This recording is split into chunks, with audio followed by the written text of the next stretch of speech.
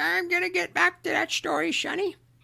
Just, just you listen to Boomer Great One. He's going to tell you about how it was back in the olden days, back before fire, back when we walked uphill for everything. In fact, we didn't even have a concept of downhill because there was no downhill. Everything was uphill. We thought that was normal. We didn't even have a word for it because there was no alternative. It was uphill all the time.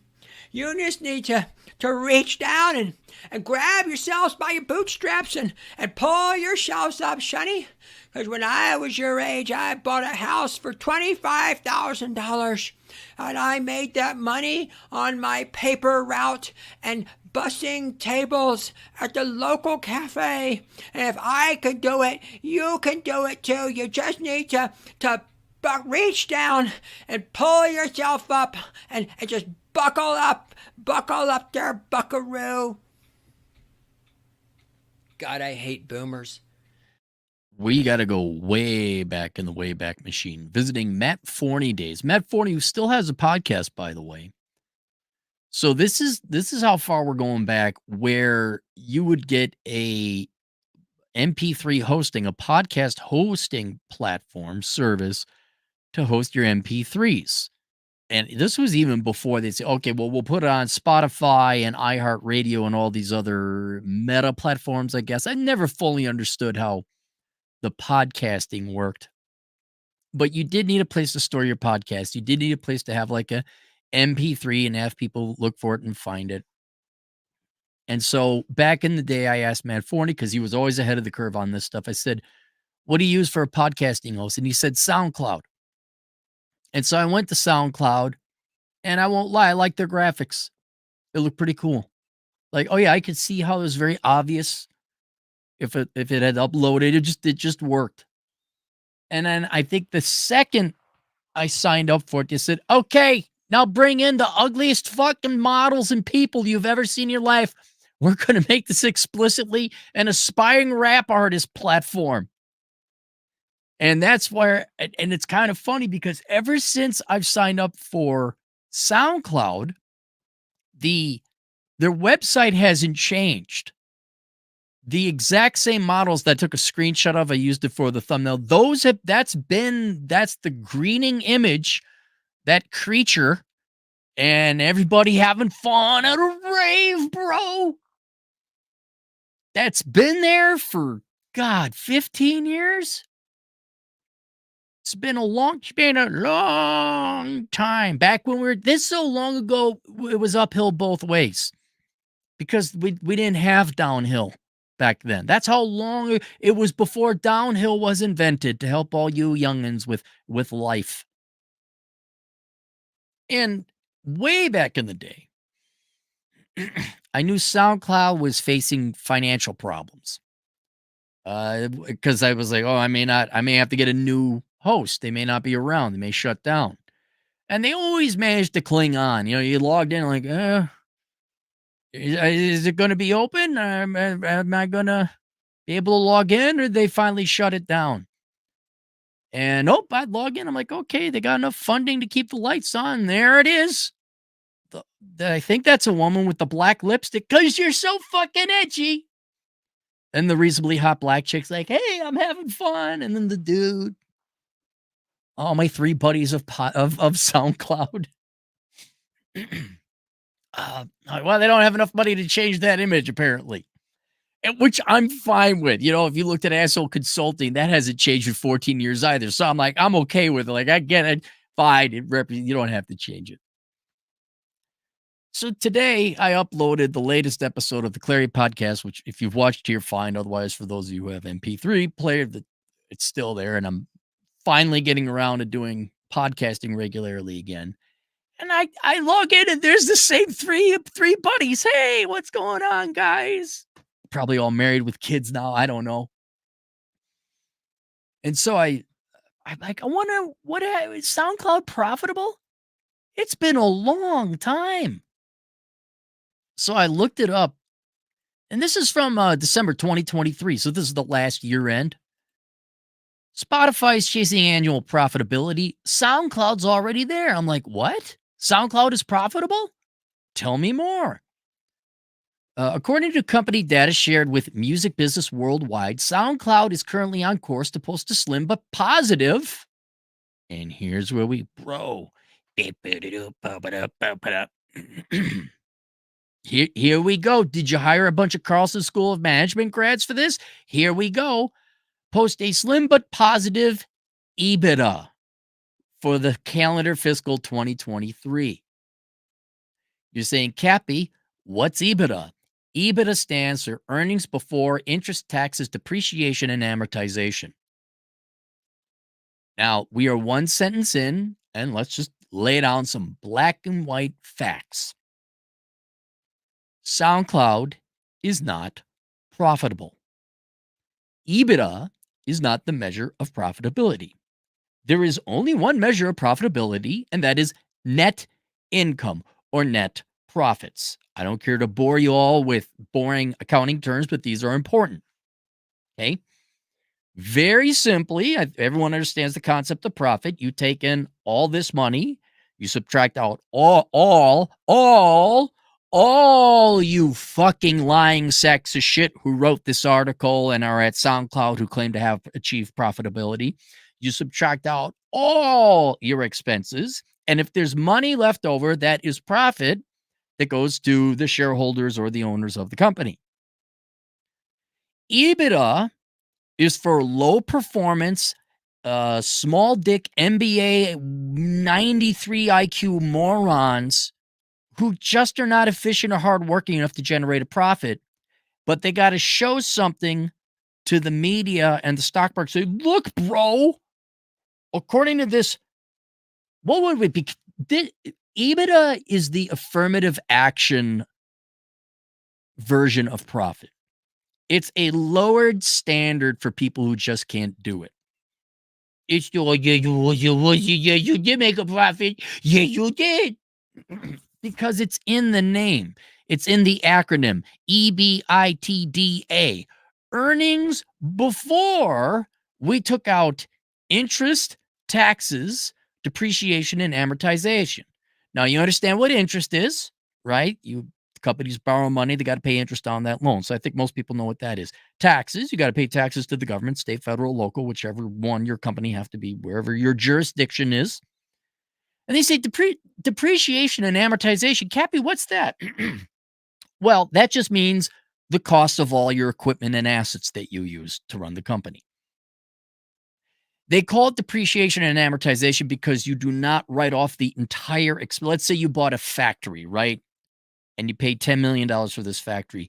You don't write off $10 million in that first year that you incurred the expenses because the factory is going to generate widgets or product for 10 years. And so what you do is you spread out that cost 10% each year over the next 10 years. So you paid $10 million for the factory. You expect the factory to last you 10 years. You write off $1 million a year. That's depreciation expense. Now, whether it's 10 million up front or you want to spread that expense over 10 years, it doesn't matter. When you quote EBITDA, what you're saying is, well, we're profitable except for all the stuff we spent on our computers and equipment and factories and all that, which is generally the majority of your expenses. And I'm just like, wow, dude, bro. What? Who's is it? The media? Is it musicbusinessworldwide.com? I don't charter them with the knowledge and the responsibility knowing the difference between EBITDA and net income. Is it SoundCloud trying to say that they're profitable? Who is lying? You're not profitable. You're not profitable by a long shot. Unless there's some obscure things going on with your depreciation and amortization. SoundCloud is experiencing something new, a full 16 years after it was founded. Annual profitability. No, it's not profitable. It is not profitable. You still have to pay for your assets. You have to replace your assets. Not to bore all you, I don't think there should be depreciation or amortization. Everything should be a cash expense. You spent $10 million this one year on buying a factory. Okay, you write that off. You have a loss that year. this hokum, this magic, this let's spread it out over 10 years. I don't like depreciation or amortization. And then if you're a larger company where you're always constantly replacing factories and equipment and computers, your depreciation and amortization expenses are more or less track your cash expenses because you're constantly replacing stuff all the time. If you're a big enough company. But it's funny. Like, yeah, this was 16 years ago. About 15 years ago, I signed up. And I've always wondered about their profitability. And it fascinates me. What's wrong with you investors? You keep giving companies money that don't make money for 16 years? What? And then you make positive EBITDA, which is not profits, and you're all celebrating like it's profits. Holy lower standards, Batman. Profit is profits. I don't care how many Zoomers or millennials or zillennials want to feel good.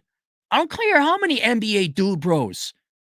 It's not they fucking did this back in the dot-com days where none of these dot-coms had profits. So what they did is they quoted sales growth. See, sales growth is up 25%. What about your fucking profits? Well, expenses were up 27%, so we actually lost even more money. But price to sales went down. We're at a good price to sales ratio. Doesn't matter. And look, this is for everyone. Now, I guess SoundCloud is a European company because it's quoted in euros. But this is for you American finance people, all of you working in the finance industry. Stop waving your microscopic dick in the American people's face and lying about EBITDA. Knock it off with EBITDA.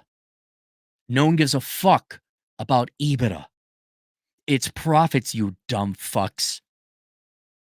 And if you're all too lazy to get jobs in the real world, like accountants or engineers or plumbers or truck drivers or taxi cab drivers, all right, then just go collect welfare or something, man. But knock it off with this celebration of things that aren't, oh my God, look, EBITDA's profitable. Cash flow from operations was positive. Yeah, but you liquidated all your assets and cash flow investing was positive too because you had no faith in the future. Yeah, but CFO was positive, bro. Knock it the fuck off, you goddamn posers.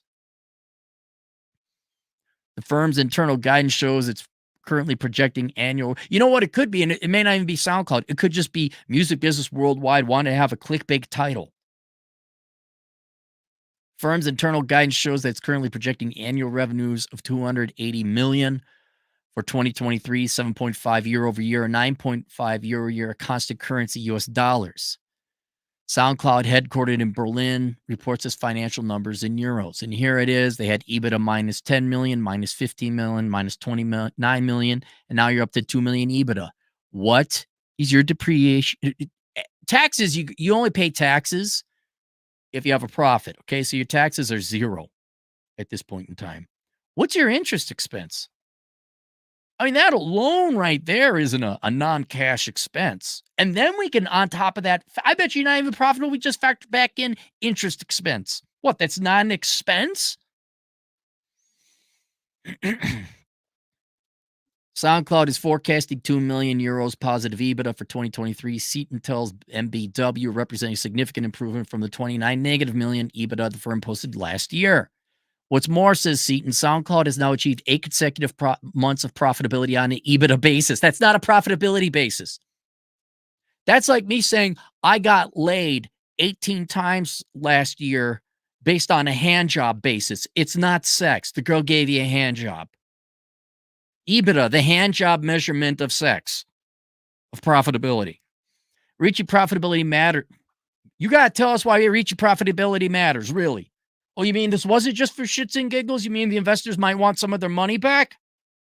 I thought this was just a kumbaya jerk-off fest. Reaching profitability matters because it reinforces that we're pursuing the right strategy and have taken the necessary steps to turn around the business. Turn it around? You've never made a profit. Turn it around. Turn it around. Then it would imply that you were going the right direction originally in the first place. Although SoundCloud doesn't primarily consider itself a DSP for listeners, it also runs a significant creator services operation. The timing of the company's shift to profitability is foreshadowed by some interesting events. Take Spotify in Q3 2023. Daniel X company posted a rare operating profit of 32 million. What's even more? Is that 32 million real profit or is that EBITDA again? What's even more rare, the rhetoric from Spot that followed after years of chasing growth over profitability, it was now shifting focus to the latter. Why are you focusing on, see, guys, not a Democrat, not a socialist, but Christ almighty, the trillions adjusted for inflation we waste on a bunch of money-losing .coms, that money could have afforded a lot of housing for people. It could have paid for people's college and tuition, bailed people out. If you're not going to run a profitable company, please give the money to somebody or something that could use it. If you're just going to run a really, really, really expensive hobby, for the love of God, why don't you go pay some contractors to build homeless people some housing? And I'm not for that, by the way. I'm just saying, at least at the end of the day, we got some housing, you know? At least at the end of the day, you got a generation that isn't crippled by their student loans. I mean, if you bail them out, they're going to go make stupid decisions anyway. Now they're learning because they put their hands on the fire. They'll be a little bit more judicious before taking on $100,000 for a women's studies degree. But I mean, you understand my philosophical point. Look, if you're just going to fucking run losses forever for 16 years, just let the investors keep their money and have them invest in something that will generate a profit and will be feasible and sustainable, providing employment for people a long time, not constantly requiring bailouts or student or debt forgiveness. I don't know. I haven't looked at the balance sheet or the income statements or the cash flow statements of Spotify, or not Spotify, of SoundCloud. But I got to imagine over 16 years of profitability, there had to be tons of infusion of money, and all the capital, the original capital's got to be gone, right? Spotify CFO Paul Vogel told the firm's investors in October that expectations are now that we will consistently be in the black moving forward. It's been announced that Vogel is leaving the business. Well, at least he made his money as a corporate executive, right? For Seaton, comparisons between SoundCloud and Spotify don't always tessellate neatly. Boy, I've never heard that. Tessellate? Still, he now acknowledges the music industry's biggest digital brands may be headed into an era where investors value annual income as much as they do shoot for the moon ambition. Dude, you've been shooting for the moon for 16 years. You still don't have profit? As a profitable growth company, we now have the foundation to build the future of fandom and the fan creator economy, he says. SoundCloud, 30% year-over-year increase in annual revenues for fan subscriptions, i.e. subscription payments from listeners, as well as ad revenue generated by people pressing play this year. All right, what percent of your income is that? Your revenue is that? Fees paid to artists, 2020. Gross profit, 10% year-over-year growth, or annual growth. One interesting accelerant behind SoundCloud's profitability this year, more efficient spending on marketing, people, and overhead. Staff reduction in 2023. Oh, okay. So you got there by cutting staff. Oh, cool story, bro. Bro, cool story. Heard you made profitability, bro. Let's rub our needle dicks together, bro. EBITDA, bro. EBITDA, the measure for stupid business people everywhere. EBITDA, the measure for incompetent MBAs everywhere. Fucking hell. Coming out of Europe. You guys are supposed to be a little bit more moral than our douche canoes in our finance industry here in the United States. Cyberbully, $5. I'm in shape, looking good, make 140,000 at 28. 26-year-old girl I was talking to ditched me for a failed SoundCloud rapper. The most dangerous profession in all the United States is not a plumber or underwater welder or anything like that. It's aspiring rap artist. Go search aspiring rap artist. You're going to 9 out of 10 times you're going to see an article about someone getting shot or dead. He must have been. I'm not slamming on SoundCloud because I use it obviously. SoundCloud rappers. He must have obviously had he was a drug dealer or had something cool. I'm being serious about that. Look at you, Mr. In Shape 140 Boy Scout over there. 26-year-old girl, they're not interested. They want the bad boy. They want the fun guy. This guy probably a little bit of a criminal record, probably drug dealing on the side. There you go. I think you dodged a bullet. Pretty sure you dodged a bullet. Oh, that's hilarious, man. In shape, good looking, 140,000. You're not even 38. And the 26-year-old girl's going to go after the SoundCloud rapper. That's fucking awesome, man. Aggrieved Diplodocus. $2 just add a degree in your part-time hobby, brah. Just get a degree in your part-time hobby. Ken, he says hi for $1. And Cyberbully, $5. These NBA bros are more powerful than ever. They have taken over every industry recently, even engineering, tech, medicine, big salaries too. They've always been in charge. That's all. The C-suite's always been incompetent NBA dude bros. Now, maybe way back in the day, less so. But that's been Mike. How do you think the dot-com? It's not today. The dot-com bubble was what, coming up on 30 years ago, right? That was headed up by NBA dude bros. The housing crisis, the housing bubble, NBA dude, especially finance dude bros. They've always been there. They've always been stupid. They've always been dumb. And most recently, it's just what the ESG, DEI, carbon footprint, subscription sales service brawl. And let's cut expenses brawl without lowering our prices. We'll cut quality and expenses, but not the price brawl. Brawl. We had a bump in profitability in the next quarter. Whoa, where's all our sales, brawl? That's always been Dilbert. That's all Dilbert was the engineers versus the NBA needle dicks. Hey, there you go. The NBA Needle Dicks. That's the name of the mascot or the sports team at the Carlson School of Management. The NBA Needle Dicks. I still got to come up with that. The douche canoes, the needle dicks. Every business college should have their own mascot. The Harvard NBA Needle Dicks. The Carlson School of Management douche canoes, but they wouldn't be in the same division. All right, there you go. My accounting rant over. I'll see you guys later. Toodles.